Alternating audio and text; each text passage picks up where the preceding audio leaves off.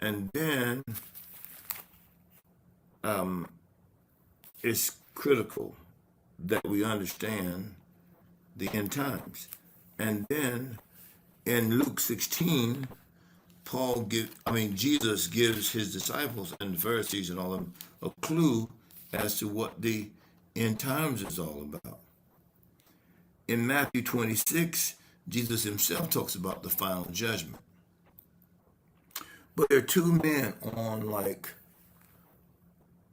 the two different time periods, and they talked about the end of their lives. The scripture gives us a treatise on the end of these men's lives. One is Moses, and the other is Paul. One leads the children of Israel out of the bondage and darkness of Egypt with a word from God based on, listen, the vitality of their union, of his union with God. Look, one man's relationship could do all of that.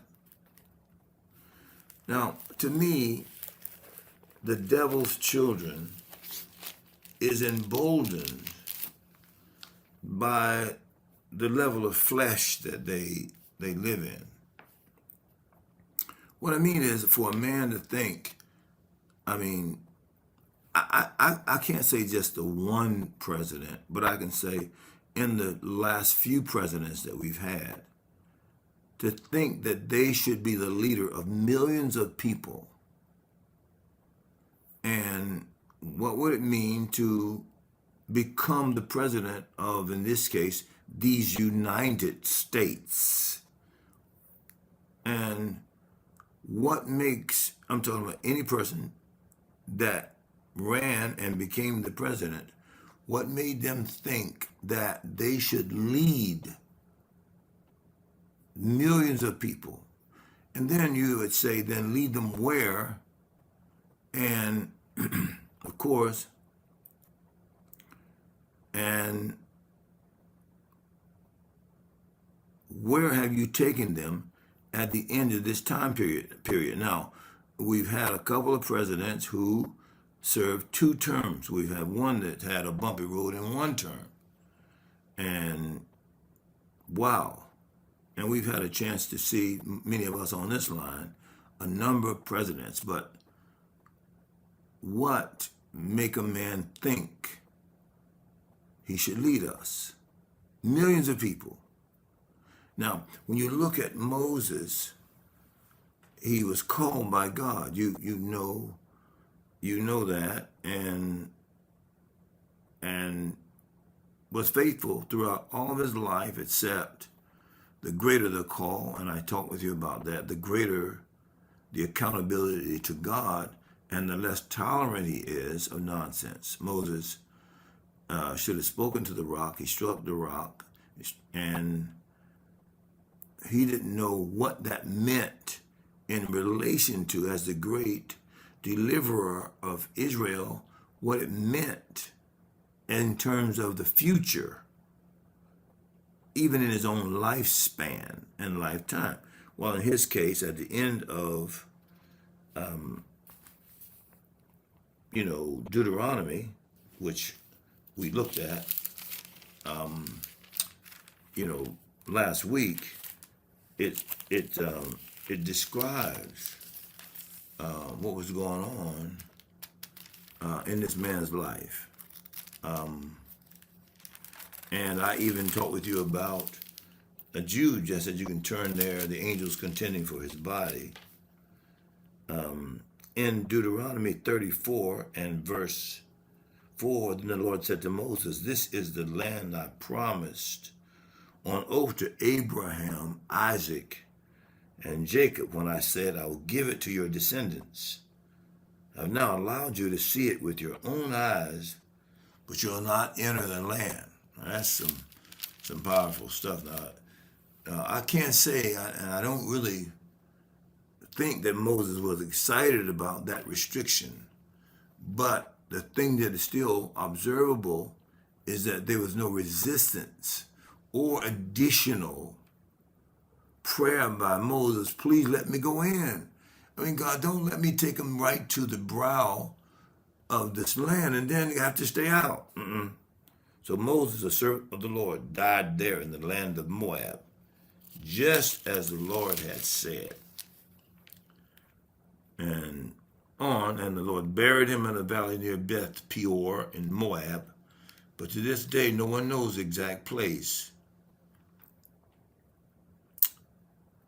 Now that's almost worthy of a discussion point. No one knows the exact place of the burial of Moses. In this case, what makes this something to note is the fact that the Lord buried him. Okay, and now, he's not there anyway. Okay, just to be, like that with you. He wasn't there. God buried him, but we now know that to be absent from the body is to be present with the Lord. So his body, even in the shape that it was in, would have no significance for the next world. So I just want to say that so that you could take a look at it. That's not a major point, but it's something worth observing. Moses was 120 years old when he died. Yet his eyesight was clear and he was as strong as ever. Even the fact that he was 120 years old, the Bible mentions it, but that's not a destination for us. Because what's way more important than the length of his life was the fulfillment of the reason God brought him into the world. Okay? Now, this, and the declaration that the Bible makes of this man, God allowed it, become canonized in verse 10 of Deuteronomy 34, if you're going to follow me with the Bible. There has never been another prophet in Israel like Moses, whom the Lord knew face to face. See? You can say then, with Abram, the friend of God, Moses, both Moses and Abram, friend of God. But God makes the declaration, one, the patriarch, meaning Abram, and Isaac, Jacob, patriarchs, all of them had a vital union with God on the initiatives of God, though. That's critical to understand. These men, their connection with God was real enough to allow a continuation of a people group based on their union with God. Now, in the middle of this discussion, I'm asking, what would make these other men? You could call Moses a religious leader. Those people were not religious yet. It was. In other words, they got the Ten Commandments through Moses' life, and then the laws, statutes, ordinances, and covenants. God himself, you were not a people. God said, I made you a people. So it was Moses' union with God that allowed a whole people group to be birthed. So now I asked a minute ago, what would make a person want to become the president of, say, these states and lead millions of people, like what's happened to us now? Well, if we turn to Psalm 75, which I still only have the Living Translation with me right now. If you have your Bibles with you, you can look at it, and of course the Bible does say this, and it may almost confuse some people about it. And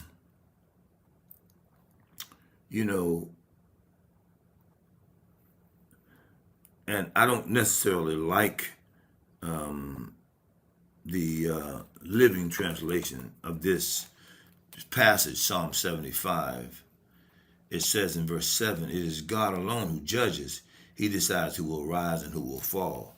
In the King James, it says, "Who will put one man? He puts one man up, takes another man down." In other words, God decides who's going to be in real leadership. So I can say my own answer to what would make a man want to think that he could lead, like say in this nation, several 100 million people. as a president. Now, I know we have these three branches of government, and you would say there's some accountability, but whether we had that or not, there's something that was placed in this person's heart that says, I can do this. And I looked back over something that I've written in some of my documents on just mentioning Abraham Lincoln. That man's background was such that you'd say, what would make him think he could be the president with the kind of background he had? And the reason is God puts it in his heart to be it. I mean, even failed leaders, God says, I put one up, I take another down. So there's something inside of you and me that has allowed us to even be where we are now. Now, it's interesting because God doesn't judge by the position. What? He judges by how you handle the position. And in Moses' case, God said, look, there's never been another prophet in Israel like Moses, whom the Lord knew face to face. Now that's an amazing statement, but he said, you're not going into the land of promise, though. Now there is something right there to look at.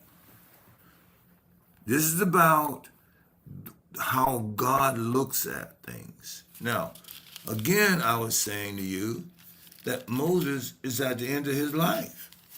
In other words, I'm saying to you again that destiny is more important than longevity.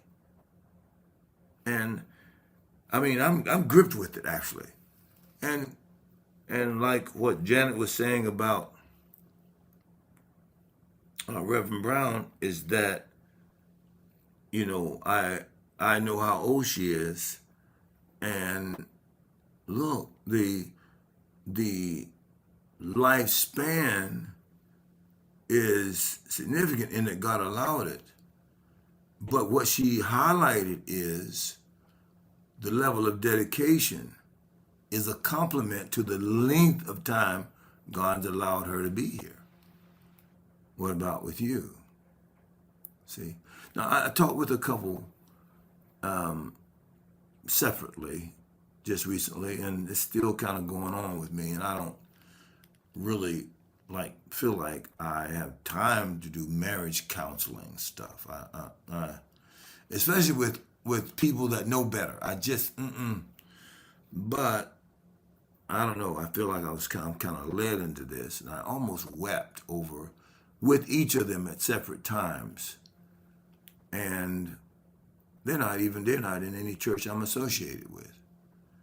And so I won't go into any of the details of that, but I'm saying you both are Christians. You can't fail God in this. And when I listen to your reasonings of each of you, you both are not going to be justified in the great day over your reasonings for separation.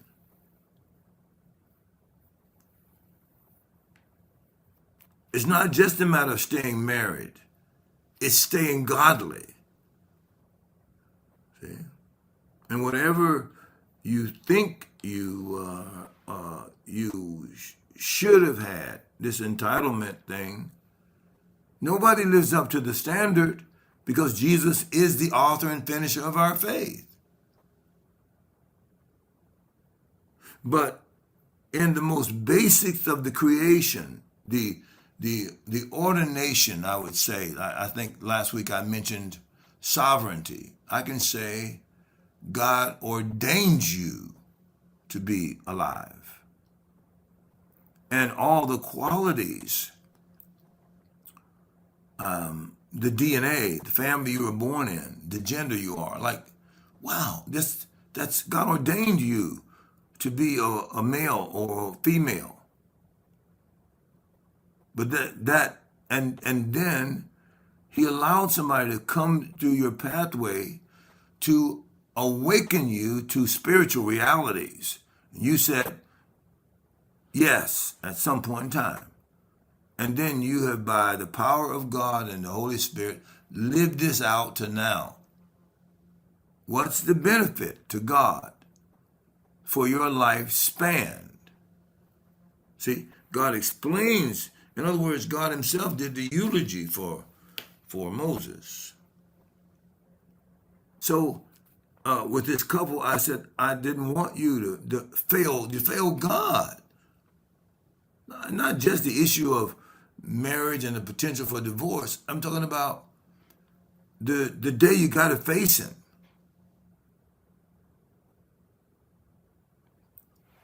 And I did make this point. I said, now, if you don't respond, it could be that you go past that place like Esau or Judas, where your heart becomes so resistant to God. You think you're resisting that mate.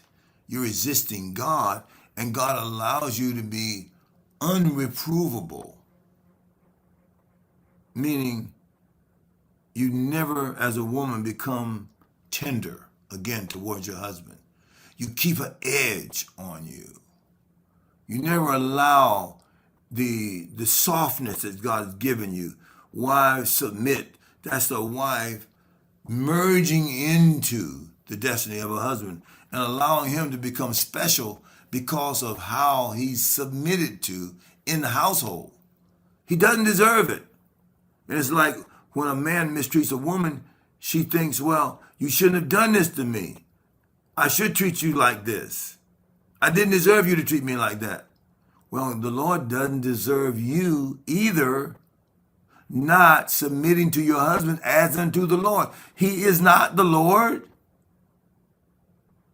But your Christianity is on the line. And if you don't get it right, and I'm saying quickly, you become hardened in your resistance and your epitaph, the funeral. I mean, you're not there, but God declares the end of your life like he did Moses over every person. God does the eulogy. Doesn't matter what a man says over you, the preacher, how well he knows you. It's what God says over your life at the end of your life. You got to make sure that in yourself, in your conscious mind, there is no place of resistance there.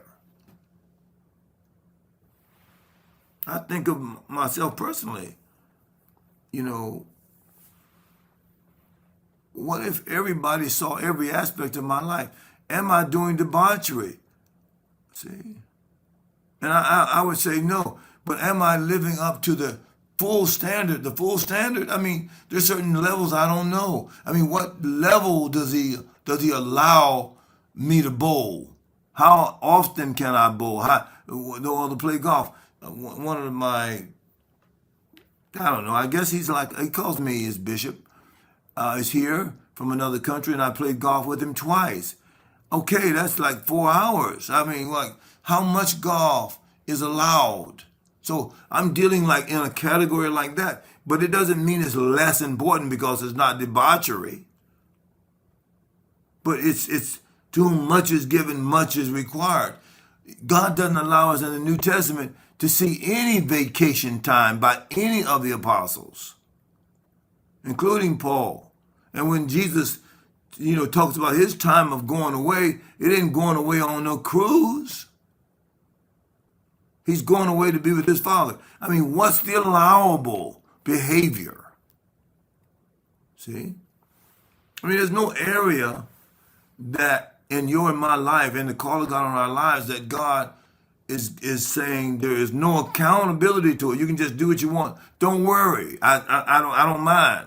No, God didn't like that because he owns the time you get.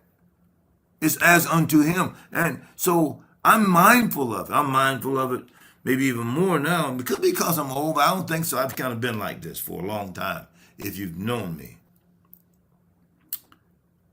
I'm getting, I don't know, I think I'm getting more devout, about it. It's more sensible, not in the sense of logic to me, to live a completely devout life and don't cater to yourself in anything. And I see that with Paul and the apostles. I've given up all to follow you in Matthew 19, Peter says. Jesus didn't say, well, maybe you shouldn't have done that. Maybe you should only have given up half to follow me. Doesn't say that. So that's why he says every man has to serve the Lord with fear and trembling, and you got to decide for yourself the level of devotion you have toward God. Now, the challenge also is not to fake it. Humility is always the order of the day because nobody is completely devout. I don't even care if you're a missionary, but you're on the mission field. There are things and times on that, where the Lord may speak to you and say, go over here in this woods and spend the night over there. You're on the mission field. Why? Because God wants you to trust him more when your life is on the line. I mean, all kinds of things that you could have to be challenged with. So, look, there's a lot. This is kind of a lot, right, for me to be pounding here this morning, this early. Well, you're excited, and I'm excited. I mean, I'm excited about what I'm talking to you about right now. I would say, too, that I answered the question a number of times on 2 Timothy chapter 3. All scripture is given by the inspiration of God and is profitable for doctrine, meaning that the foundation of it relates to us whether we're Jews or not. As a matter of fact, it's important to understand that all of creation is going to be held accountable to God at some point in time in that great day. And he knows exactly how to adjudicate over people's lives in that regard. And we live with a consciousness of that. If you don't, then you're missing out. If you live with a consciousness of what you have or don't have, I mean, God, and your testimony is about achievement or even your children's achievement, not their dedication to God, not their surrender, not their insight, not their prayer lives, not the fact that they're, doing what they should do as unto God, not their calling. You see, no, it's not the natural achievement. It may be that you came from a family where there wasn't education, and so now your children are educated. That's really wonderful, but life isn't about education. It's about transformation, and it's ongoing. That's why we can never put a ceiling on it. And can you imagine somebody in the future getting this talk that I'm giving to you right now? I mean, goodness, Boone, can you ease up a little bit on us? I'm not even getting on you. I'm just talking to you the discussion points. Here it says in Deuteronomy 29, this is amazing too. I could go back to 28 and I read that this morning, these, the covenantal statement that the Lord makes to Israel about if they hearken to his voice and obey what he says, all these blessings will come upon you. I want to just for a minute say, come upon you. What, come upon me? What's that? What's come upon me? What's that? That's the King James. Here in verse 8 of Deuteronomy 28. It's just amazing. Well, verse 1. If you obey the Lord your God and carefully keep all his commandments or his commands that I'm giving you today, the Lord your God will set you high above all the nations of the world. Now, can you imagine that? Now, America is actually in that stage based on a human context. We're still the global icon. We're the destination country. You see? Now, what's happening is, and I'm really interrupting my message, is that this former president says, we're going to win. We're going to win. We're going to win. And then now I'm looking at this present president, and it looks like we don't have that. We're going to win. And it's not win over another nation. It's win in life. Meaning the winning is about correct behavior from the perspective of the Creator himself. But we can look around, and we as a country is losing in categories that we've never really lost in. I mean, I'm a sports guy. I'm not a fanatic about it. I like golf, of course. Some of you know that. And we just lost the Ryder Cup. But we've been getting thumped in these countries. We played the Ryder Cup. It just ended yesterday. in Italy, in Rome, and first time they ever had it there, and it's like the destination country, and it has some reference context to us because of Jesus there in Rome and all of that. Oh, you know the story, all that. But now in Rome, we now don't talk about the historicity of Rome from a biblical context. We talk about it in terms of the landmarks and that. And there's a lot going on like that. So anyway, we lost. The American got thumped in there. But this year, the same thing happened in another sport, and that was in basketball. The other nations of the world can't beat us. Oh, yeah, we didn't even get a medal. America didn't get a medal. But there are other types of ways we're losing. We're the economic icons that run by still, I said this, you do the study on it yourself. Jews run Wall Street. Jews run Las Vegas. Jews own Disney World. I mean, Jews run Hollywood. I mean, Jews. And they say, well, we'll never let this happen to us again. Wait a minute. What happened to you regarding almost all these wars came out of a lack of adhering to Deuteronomy 28. If you're a Jewish person listening to me, this is what happened. All these things God says will come upon you if you don't obey, it says fully obey.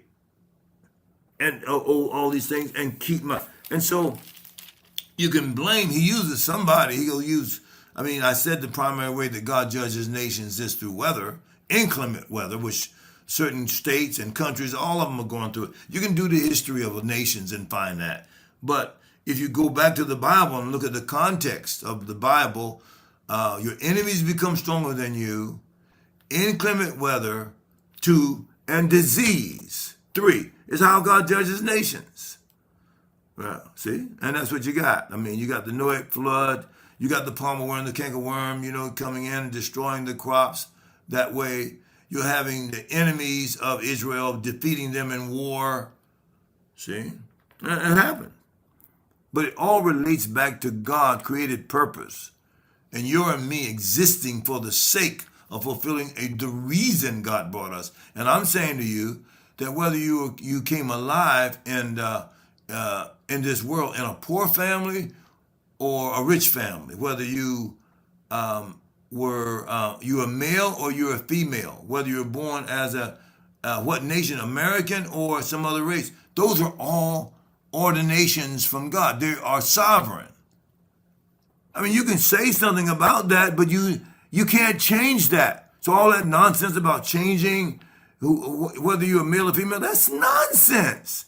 That says how far the world has fallen away from God. That you can get an operation and change the DNA of God making you a man or a male, and you now have become a female. Then you just become God. You ordain yourself. You ordain your own gender. You brought yourself into this world then. That's so foolish, but look how far we've fallen. Man. And then for a woman to say wow, I'm just and to get mad at a man because he mistreats her. Adam mistreated his wife right there from the beginning. And for you to get mad at the man and stay mad, you only prove you're just like him.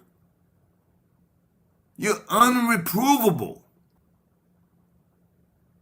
When the Lord in the New Testament tells you how, but then he uses, through Peter, 1 Peter 3, he says, Sarah, who her husband was a bad example.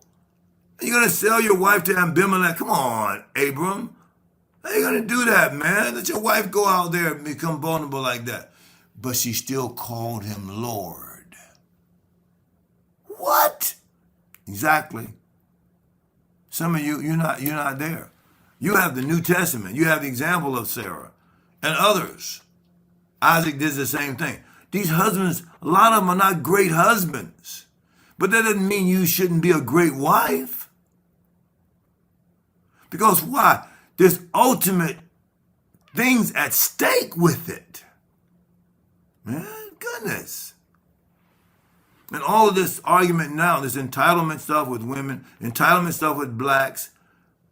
I mean, God made you black. What, you wanted him to make you white?